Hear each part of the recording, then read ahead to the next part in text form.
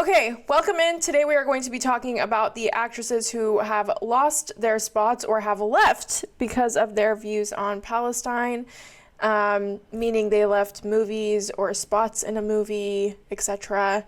So welcome in. Don't forget to like, subscribe, and comment, and let's get into it. Today we are going to be talking about Melissa Barrera, Jenna Ortega, and any other actresses who may or may not have lost/walked away from a movie site, excuse me.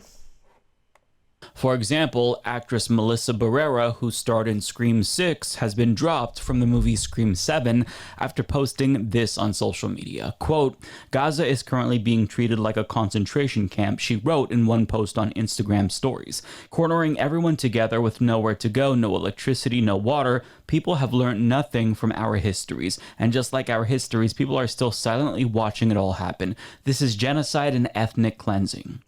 I will say, I think it is very brave of her to do this because Hollywood is extremely Zionist. Y'all, Hollywood is super Zionist. I don't know if you know, but a lot of the directors, a lot of the producers, a lot of the people that hold positions of power adhere to Zionist ideology. And so the fact that she publicly said this, very brave, honestly. Now, The Hollywood Reporter adds, Spyglass, the company behind the Scream franchise, had no comment. So her condemning genocide and ethnic cleansing, which is generally a good thing, I thought, got her fired from this movie, which she was the star of. It's just so absurd, but she's not alone. This isn't the only high-profile example of this happening this week. In fact, the same day, Deadline reported that legendary actress Susan Sarandon was punished as well. Quote, after making controversial remarks at a recent pro-Palestinian rally in New York City, Susan Sarandon has been dropped by UTA as a client, a spokesman from the agency confirmed. Wait, I'm sorry. Susan Sarandon did not say anything controversial. Why is it so controversial to say anything pro-Palestine? She genuinely did not say something, super controversial to the point where it was like blatantly, hold on, we need to go watch the video of her protesting. Also, I don't really have a favorite horror movie. I'm still looking for a boyfriend to watch a horror movie with, so you know. Here in my cruelly given white privilege to say that you don't have to be Palestinian to stand with the Palestinian people. You do not have to be Palestinian to understand that the slaughter of almost 5,000 children is unacceptable and a war crime. I'm waiting for the controversial part to come up. You do not have to be Palestinian to understand that war crimes are being delivered every single day, according to the UN and other humanitarian groups. This is a time for education because, as a previous speaker mentioned, so many people do not understand the context in which this October 7th assault happened. They don't understand the history of what has been happening to the Palestinian people for 75 years. So this is an opportunity to educate people if they can have an open mind, if you can get beyond the tribal instincts that have separated us now for so long. It's time to have an open heart. It's time to be strong, and it's time that Palestine be free. What was so controversial about that for her to get dropped from her agent? That's wild. The former Oscar winner has been present at several pro-Palestinian rallies where she made several remarks that included, quote, "There are a lot of people afraid of being Jewish at this time and are getting a taste of what it feels like to be a Muslim in this country." She also went on to repost on X a pro-Palestinian post from Pink Floyd's Roger Waters, who has been criticized over the years for his anti-Semitic remarks. Now, I want to parse this. Okay.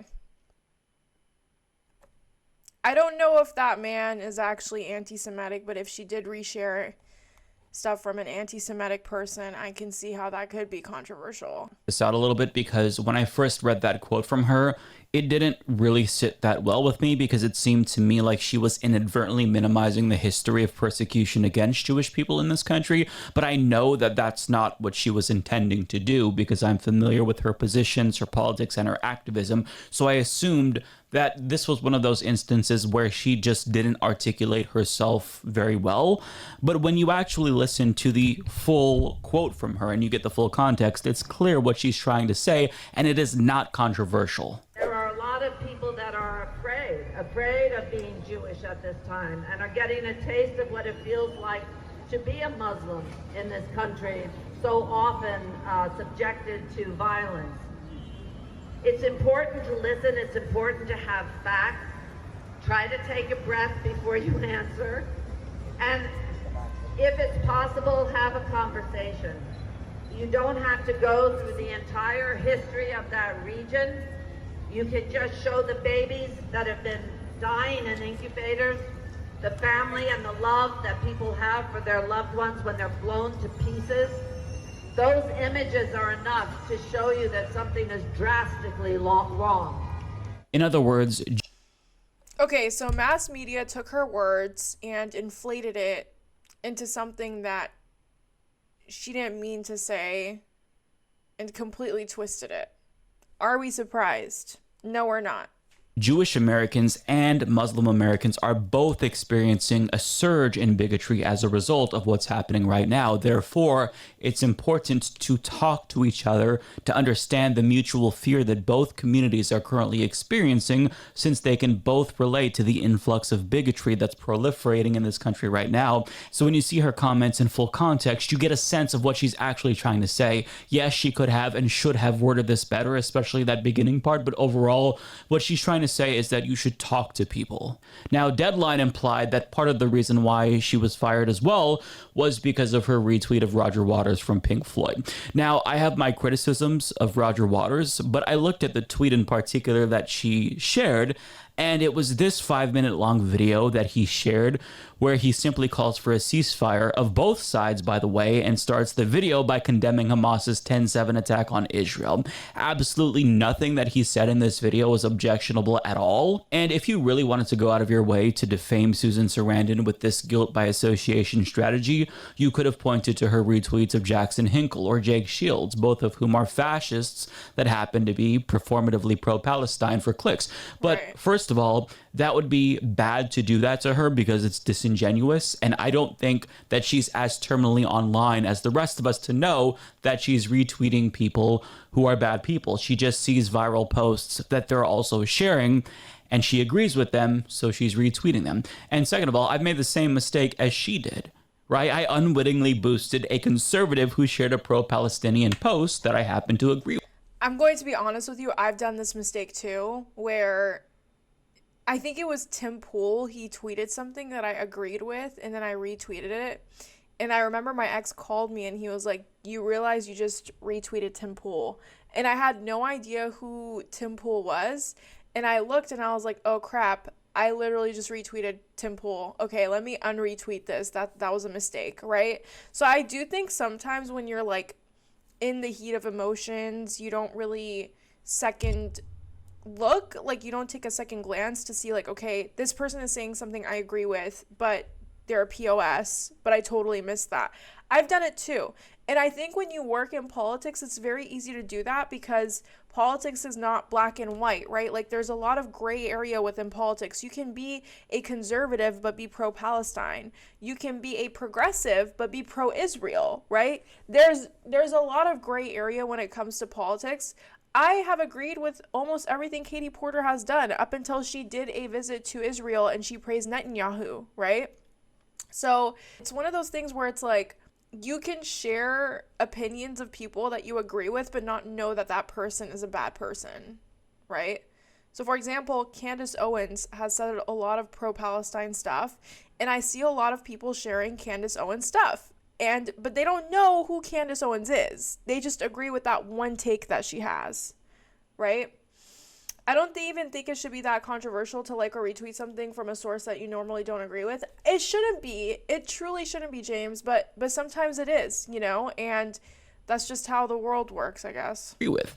I mean, we're all not perfect, and there's a lot of stuff online that you see and you don't necessarily think about the implications. You just hit retweet. It's a very small action that doesn't take much thinking. So I think that trying to suggest that she is a bad person because of a retweet of a particular person is a very dangerous game, because by that standard, everyone who has a Twitter account is probably a bad person and has at some point retweeted somebody who's bad. But we shouldn't be combing through Susan Sarandon's Twitter profile with a fine-tooth comb to try to find some crumb of controversy to justify her getting dropped by this talent agency. It's completely absurd to do this to her when she has a very clear message. Genocide is wrong. I stand in solidarity with the Palestinian people. But talent agencies aren't just dropping pro-Palestinian clients. CAA, another massive Hollywood agency, was this close to dropping one of their own agents over a pro-Palestine Instagram post until Tom Cruise stepped in and saved her. Variety explains Maha Dakhil, one of CAA's top agents, had ignited a firestorm with her Instagram posts, including one that said, "What's more heartbreaking than witnessing genocide? Witnessing the denial genocide is happening." In response, Dakhil was removed of her duties as co-chief of the motion pictures department, though she was allowed to remain an agent. It didn't hurt that her most important client, Tom Cruise, made it known to CAA that he was backing her. Cruise met with Dakhil at her CAA office on November 15th. A knowledgeable source says he took the rare step of going in person to show support for his embattled agent. So we're seeing a pattern. If you oppose genocide, you may actually face severe repercussions. But if you support genocide, there's no punishment whatsoever. For example, Sarah Silverman shared this post on Instagram. Oh God, dude. Okay, let's talk about this really quick, right? You have agents that are speaking pro-Palestine. You have a award-winning actress speaking for Palestine, and they literally get disenfranchised, right? Like, Miss Girl was about to lose her job because if Tom Cruise didn't jump in, which honestly is an insane concept. The fact that a white man like Tom Cruise has to jump in to save you, even though you are one of the top performing talent managements at that agency, right? But going beyond that, people like Sarah Kate Silverman post genocidal posts like this, right? Sarah Kate Silverman has, number one, done blackface in the past. It's online. You can go see it. You could literally Google Sarah Kate Silverman blackface. It'll come up. But second of all, she'll post something like this that says, Israel doesn't need to supply Gaza with water. They should be happy that Israel is even helping them. If Hamas didn't spend billions of dollars on terrorism, they would be able to build infrastructure. Just like crazy, crazy, crazy untrue things, right? But then right after Sarah Kate Silverman posted this, she got a spot on The Daily Show. She got a spot hosting on The Daily Show. And when people called her out and they were like, yo, this is messed up. Why are you saying things like this? She was like, oh, sorry, I smoked a lot of pot. It was wild. Like, it's so, the difference in how we treat people and which side they come out on is wild. Actually wild. Defending Israel's collective punishment against Gazan civilians, and weeks later she went on to guest host The Daily Show for a week. Furthermore, I haven't even seen this video, and I knew what the hell he was going to talk about because it's so absurd. None of the celebrities who spoke alongside notoriously anti-Semitic Pastor John Hagee at the pro-war rally are being blacklisted. So we're seeing this double standard, and it's wrong. But celebrities only represent the tip of the iceberg because there are dozens, possibly hundreds of ordinary people like journalists and students with no fame and little money who are going to feel the effects of this new McCarthyist era the most. This includes Jasmine Hughes and Jamie Lauren Keels of the New York Times, who were both forced to resign after signing a petition calling for the liberation of Palestinians. David Valesco, an editor at Artform magazine, was fired for signing the same petition. Michael Eisen, the editor-in-chief of the journal Science, who happens to be Jewish, was fired for liking a satirical tweet from The Onion with the headline, "Dying Gazans criticized for not using last words to condemn Hamas." Jackson Frank, a sports writer, was fired from his job at Philly Voice for tweeting solidarity with Palestine. Law students have had job offers from universities rescinded. And I think that this headline from a now deleted MarketWatch article really says it all. Yes, you can be fired for political speech, so choose your words about Israel, Palestine, Trump, and Biden very carefully. And this is by no means an exhaustive list, but those who haven't yet been penalized could be penalized soon because this McCarthyist sentiment is continuing to spread. And I want to show you one of the worst examples that I've seen of the paranoia that is being propagated. So the CEO of the Anti-Defamation League, Jonathan Greenblatt, he called for the government to literally investigate students on national television because they may possibly be supporting Hamas materially. The college campuses are on fire right now. The ADL's tracked 832 incidents across the country, almost 30 a day over the month after the Gaza Is the president's program attacks. enough to try to counteract that? Look, the president has been strong and supportive, and we are so appreciative of that, but we need more. We need the Department of Education to take proactive action to get these universities to do something. There have been good signs, but we need more. I'll also tell you, we need the right governmental authorities, like the IRS and the FBI, to make sure that the national organizations aren't providing material support for Hamas, which is a foreign terror organization. I'm sorry, how is the IRS going to help you with that? Isn't the IRS the institution for taxes? Don't Republicans want to cut IRS funding? This is interesting. So he's basically making an argument that the FBI and the IRS resources need to be used on students that are potentially helping Hamas. It's almost as if students in America are not notoriously broke and homeless and begging for money constantly. It's almost as if students in America aren't in loads of student loan debt. You get what I'm saying here? You catch my drift? Like, this is so wildly absurd. The average college student can't even afford food. They can't even afford to put food on the table, my guy. They have to take out thousands and thousands of dollars of student loans just to be able to afford to get a degree. And you're making this argument that we need to use IRS and FBI resources to research students funding money to Hamas. You are out of your goddamn mind if you think that's a thing. That is wild. I'm not saying that's impossible, but like, for you to think that that's a fundamental problem in America to where we have to enact a national task force that goes across multiple different bureaus, federal bureaus, you're out of your mind. That is insane. That needs to happen right away. So the IRS and the FBI should investigate student organizations to make sure that they're not providing material support to Hamas on grounds that they, made pro-Palestine Instagram posts, went to a pro-Palestinian protest. I mean, what are we doing here? It's not enough that 38 states have unconstitutional BDS laws that require contractors to sign loyalty pledges to Israel to get state contracts and avoid being blacklisted, but now he's suggesting that we should use government agencies to investigate students for possible pro-Hamas material support? Have we lost our fucking minds? I mean, with this trajectory, how long until we start saying, oh, well, these same organizations that should be investigating students, they've been infiltrated by the pro-Hamas people as well. I mean, this is where McCarthyism went, right? Everyone was a communist. And then also the U.S. Army was a communist. And it got so absurd that the hysteria just wasn't potent any longer.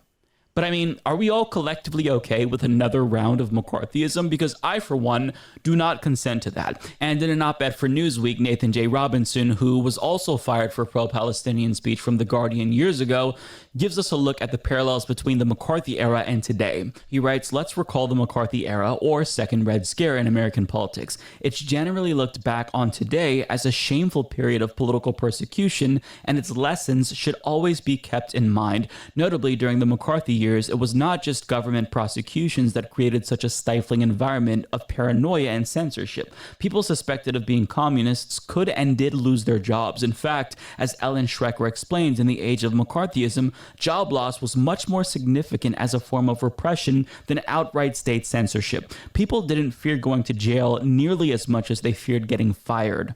And once again, it seems like history is repeating itself.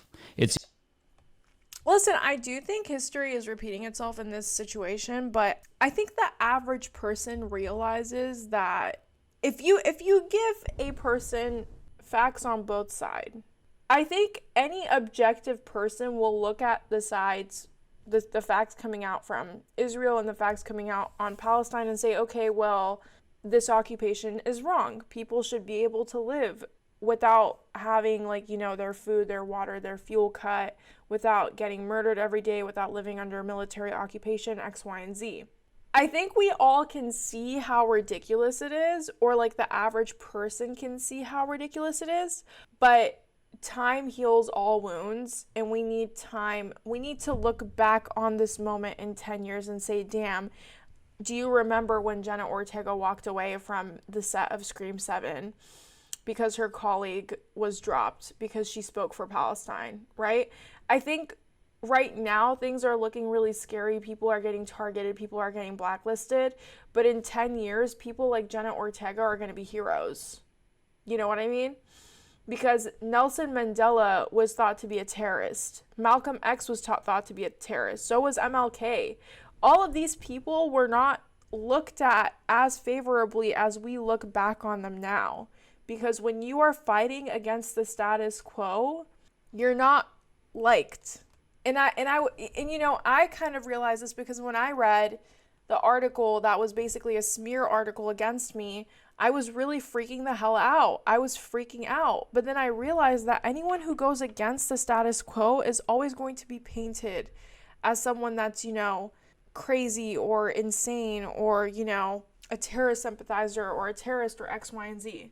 Exactly. MLK was the most hated man in America right up until the day he died. Exactly. That's the thing. Right now, when we're living through this, we're looking through this and we're saying, oh my God, this is so insane. But I think in 10 years, people like Jenna Ortega are going to be looked at as heroes. They were the few that stood up against violent oppression. You know what I mean? Right now, the older generation that controls a lot of these spaces in Hollywood and stuff, they're going to die out in the next couple of decades, right? Who's going to take their spot? It's going to be the younger generation that is majority by 80% pro-Palestine. So I totally think the tides are going to change, but in order for the tides to change, there's collateral damage. There's always collateral damage in order for that tide to change. You know what I mean? Seems like the ghost of Joseph McCarthy has possessed a lot of people in positions of power currently. And we're just making the same mistake that we did during the Cold War. And it is really humiliating and frustrating that we never seem to learn from the mistakes that we said we would never repeat as a society. But at the end of the day, I think that these celebrities being penalized, even if they have a lot of money and a lot of power, their stories are important. Seeing these high-profile examples of celebrities being penalized over pro-Palestinian speech matters because these stories help to raise awareness about the severity of the level of censorship we're seeing. If celebrities are being penalized, the people in society that we revere the most, then certainly ordinary Americans are also going to be penalized as well. But my ultimate sympathies lie with the normal folks who are losing their jobs, the people who are law students who had their job offers rescinded for vocalizing support for Palestinian human rights. These people don't have fame. They don't have power. They don't have money. But here's what I want to leave you with. Nobody should ever be penalized for condemning genocide. It is good that people have the instinct to condemn genocide. That shows that we still have our humanity as a society. And people shouldn't have to bite their tongues to appease their tyrannical employers. Having a negative reaction to violence on this level that we're seeing in Gaza, that makes you human. You're a normal person if you see that and you feel something. And to think that people are being punished for expressing human emotions over this is just downright despicable. And I think that we all should condemn it. Yeah, I 100% agree. And I think that we're going to continue to see this shift of people speaking out for Palestine, high profile people, and them losing their positions, losing their jobs. So we're going to keep following that. But this is very interesting. Thought we needed to talk about it.